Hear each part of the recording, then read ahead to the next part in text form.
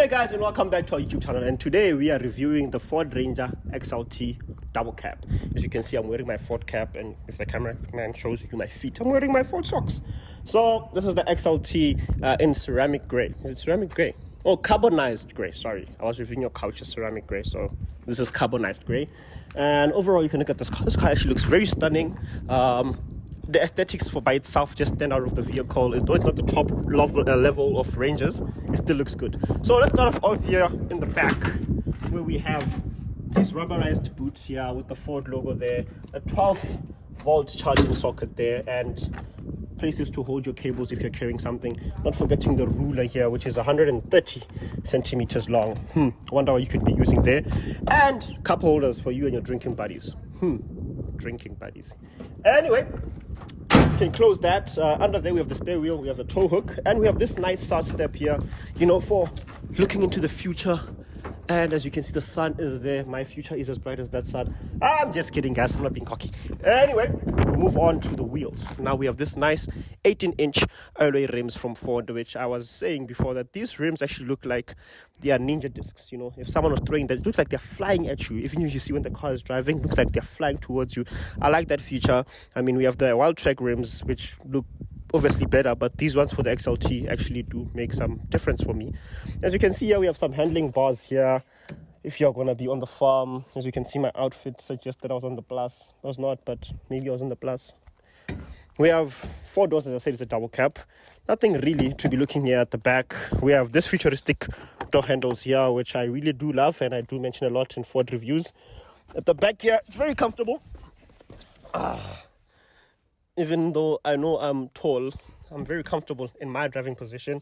We have one 12-volt charging socket here, and hopping onto the driver's side, what do we have this side? So this is where, how do we say this? This is where the magic happens. You're first greeted by that nice animation, also there on your 10-inch screen there. We have wireless charging here. Let me turn the car on for that. So as you can see, Ford built tough. A nice 10-speed automatic gearbox. Apple CarPlay is connected there. These boys have been playing music in this car, I don't know why. But generally, I've been driving a lot of these Ford vehicles, and I must say I do like the interior in general. Although this one is not as nice as the wild track interior, it really does make a difference, you know. This extra compartment to put your stuff, the glove box and so forth. The auxiliary switches here, you know, if you have your bombs that you want to put in, just kidding, for those extra headlights, you know, off-roading people, or an extra battery or something, so you just, you know, switch them on like if you're flying an airplane. So like, pilot ready for takeoff, and then it's gonna take off. We have 4x4, as I said. We have many driver's modes. Please just come look here. So usually I try and drive it in, it's always in normal. I try and drive it in eco, and then when it's eco, everything turns green. Okay, let me just say okay. Thank you. I know. Thank you, bruv. Now, as I was saying, we have slippery, normal, eco, and tow and haul. Now, actually, for someone as heavy-footed as me, I've been driving this vehicle quite properly, actually. I haven't even refueled once. Let me just take you to my trip. Where is it? No, not off-roading status. Okay. Wait. Yes, here we go. So I've only driven this car for 221 kilometers, and I've been averaging around 9.4 towards the claim, which I think is 7.9, I think. If you want to try and look for those times are very hard to reach because you have to be driving like a seriously old granny. But generally, I explained the infotainment system last on my wild track review. This one is a bit dimmed down, but still okay. We still have generally the same features: hill descent, diff lock, 2 high, 4 low, and 4 high. And so forth. But the party piece for me is, not forgetting the sound system. The sound system here is actually, it's stock. It's stock, right? It's original, but it still sounds very good for Ranger. As I said, it's a bi-table. And guys, whenever you see this car on the highway, right? Like, let me move out of the shot. This is what you're greeted by. You can just see from the mirror behind that, wow, something big is coming. And what do? You move out of the way. I don't have to be flashing for you. This already kicks you out of the way. But anyway, I wanted to show you guys, this thing is heavy, so bear with me.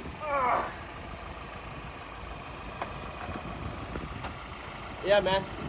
Ford is built tough, just like its drivers. So, yeah, we have the magnificent 2-liter bi-turbo diesel engine, which produces 154 kilowatts and 500 newtons of torque. That sounds like a lot, because it is. Not like the Raptor, but it is. And you see, this engine space is quite big because the Raptor V6 and the other Wildtrak and so forth variants V6 fits in here. But generally, this vehicle for me does a lot, and I do love it. It is a car for the construction site with a bit of luxury, you know. Instead of getting the XL variant, get this with a bit of the LED lights and all those extra nitty-gritties which the XLT does have. So I like it, and I'm a Ford person. You guys know my blood is blue.